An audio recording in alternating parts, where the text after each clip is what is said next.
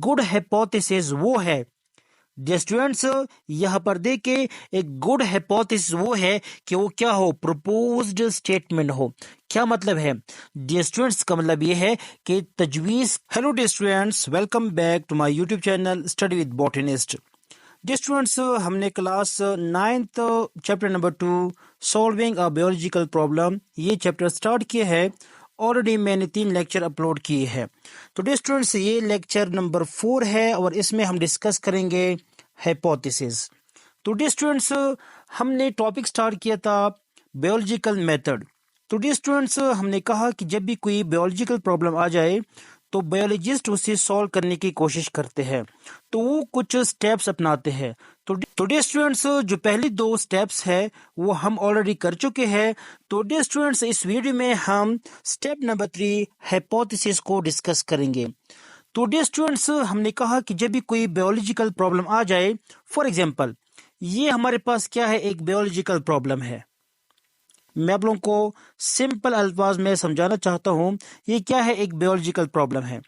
तो क्या किया जो बायोलॉजिस्ट था, उसने क्या किया कि ये जो प्रॉब्लम है इसके मुतालिक ऑब्जर्वेशन किए। इसने बायोलॉजिस्ट ने इस प्रॉब्लम के मुतालिक क्या किया, ऑब्जर्वेशन बनाए, ऑब्जर्वेशन किया, मुशाहिदा किया। अब देखिए स्टूडेंट्स, अब जो बायोलॉजिस्ट ने इस प्रॉब्लम के मुतालिक जो जो ऑब्जर्वेशन किए हैं, अब उन ऑब्जर्वेशन की बेस पर अब वो क्या करेगा, इस प्रॉब्लम को, ये जो प्रॉब्लम है स्टूडेंट्स, इस प्रॉब्लम को एक पॉसिबल आंसर देगा, एक टेंटेटिव आंसर देगा, एक मुमकिन आंसर देगा, एक आर्जी आंसर देगा कि ये जो प्रॉब्लम है स्टूडेंट्स, फॉर एग्जांपल ये जो प्रॉब्लम है इस वजह से हो रहा है, या फॉर एग्जांपल ये जो प्रॉब्लम है इस वजह से हो रहा है, या फॉर एग्जांपल ये जो प्रॉब्लम है इस वजह से हो रहा है। अब जो बायोलॉजिस्ट ये अल्फाज इस्तेमाल कर रहे हैं कि ये जो हमारे पास प्रॉब्लम है ये इनकी वजह से हो रहा है।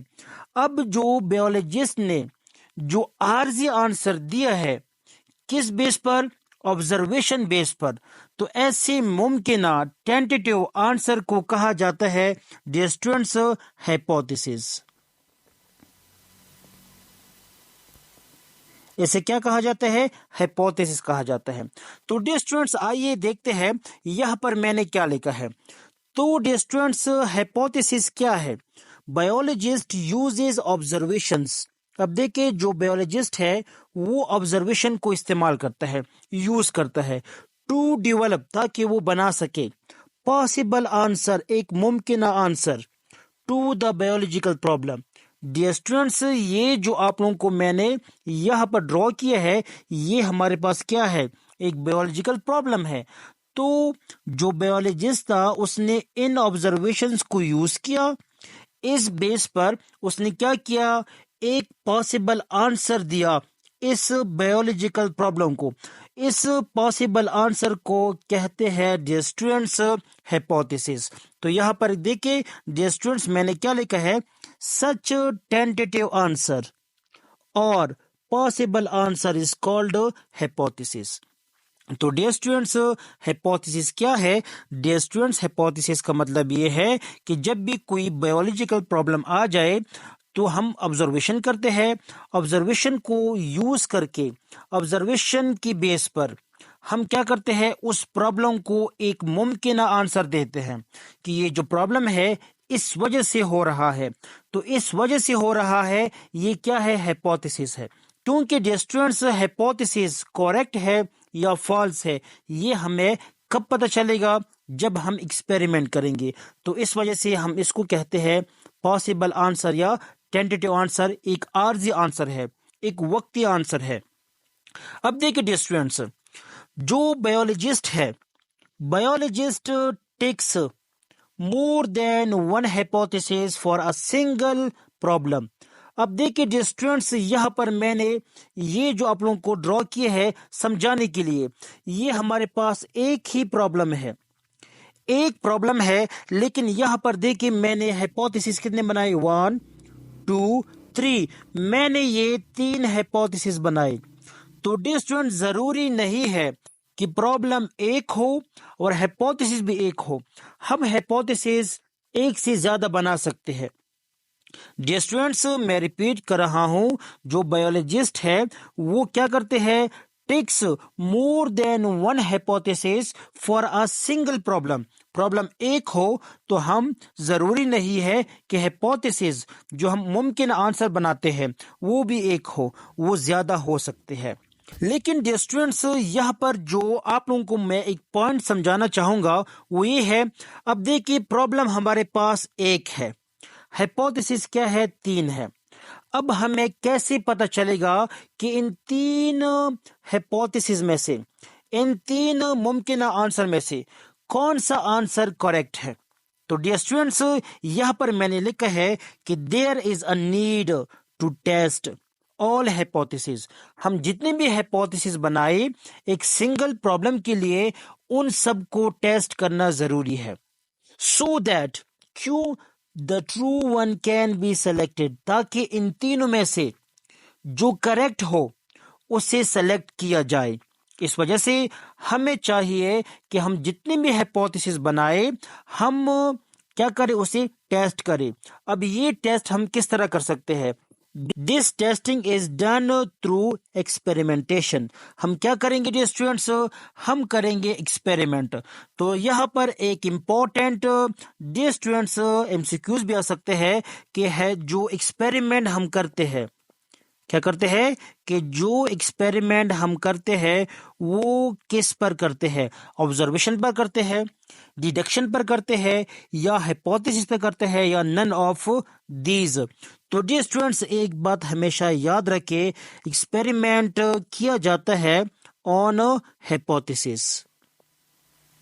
लेकिन डियर स्टूडेंट्स, हाइपोथेसिस पर एक्सपेरिमेंट करने से पहले हम ये जो हाइपोथेसिस है इससे एक लॉजिकल कॉन्सिक्वेंस बनाते हैं, जिसमें अक्ल इस्तेमाल हुआ हो, जो लॉजिक बेस पर हो, उसे कहा जाता है डिडक्शन।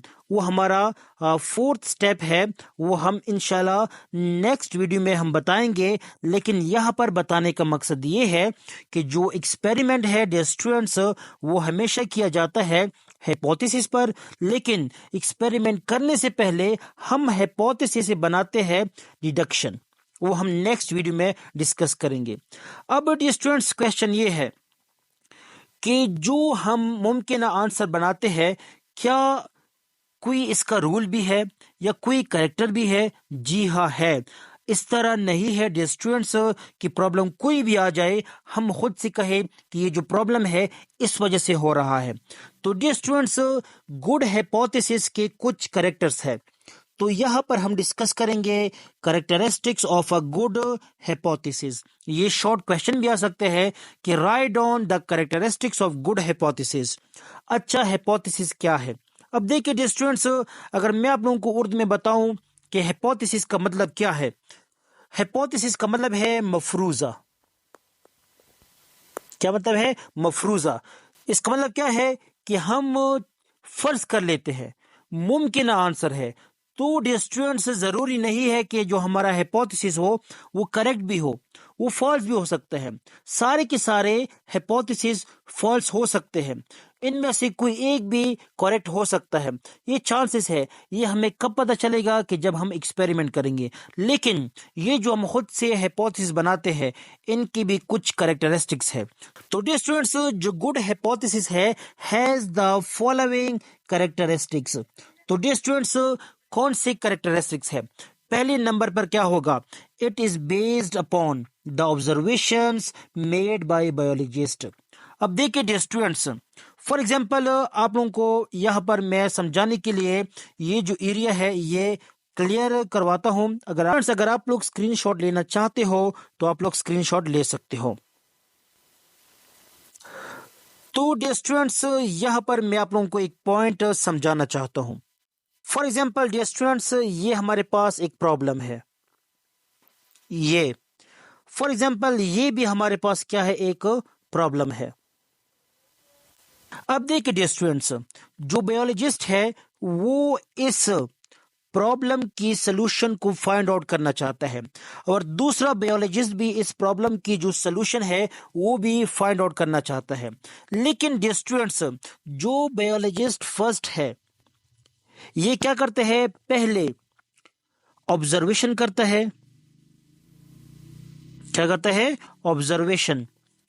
जो सेकंड बायोलॉजिस्ट है ये ऑब्जर्वेशन नहीं करता, ये ऑब्जर्वेशन नहीं करता।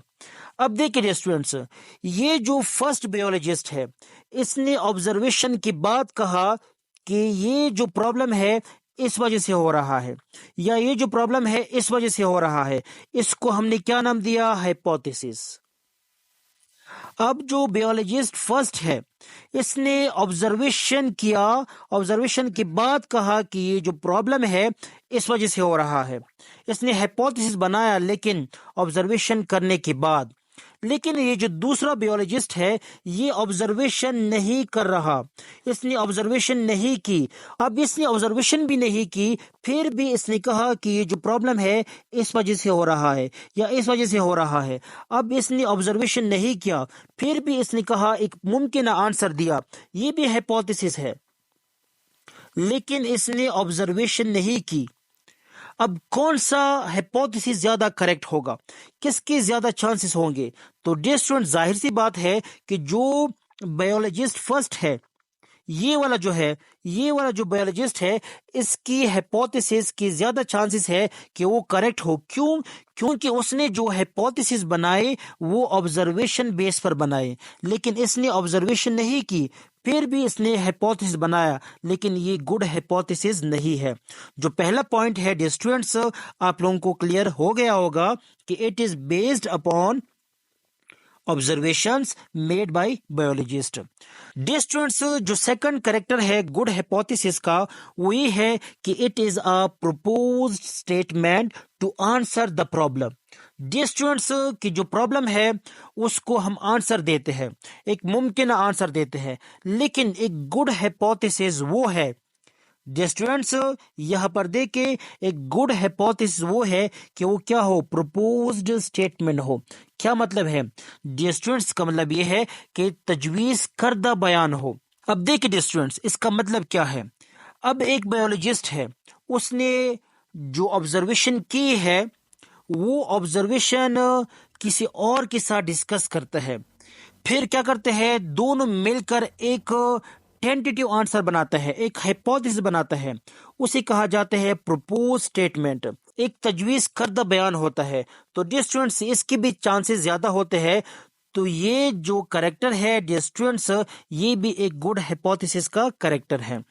इसके बाद डियर स्टूडेंट्स नेक्स्ट है कि it is testable through experimentation.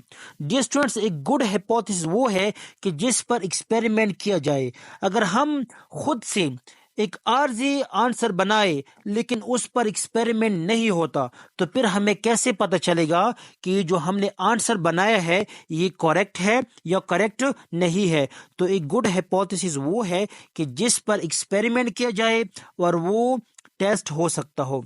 Dear students, last हमारे पास जो करेक्टर है वो ये है, there is always a way to disprove the hypothesis.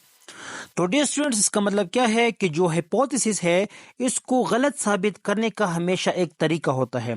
अब इसका क्या मतलब है डियर स्टूडेंट्स? जरूरी नहीं है कि जो हमने हाइपोथेसिस बनाया है वो करेक्ट भी हो।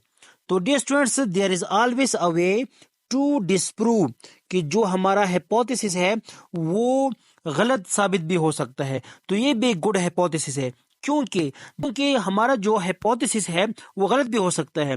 जब तक जो गलत हाइपोथेसिस है वो डिस्प्रूव ना हो, हमें करेक्ट एक्यूरेट हाइपोथेसिस का पता नहीं चलता। तो ये भी एक करेक्टर है कि जो हाइपोथेसिस है वो एक्सपेरिमेंटेशन करने के बाद वो गलत भी साबित हो सकता है। ये भी एक गुड हाइपोथेसिस का करेक्टर है, इससे हमें ट्रू हाइपोथेसिस का पता चल जाता है। तो होप डियर स्टूडेंट्स, आप लोगों को ये जो टेंटेटिव आंसर है, हाइपोथेसिस है, इनकी समझ आ गई होगी। इंशाल्लाह डियर स्टूडेंट्स, नेक्स्ट वीडियो में हम डिस्कस करेंगे डिडक्शन। अल्लाह हाफिज।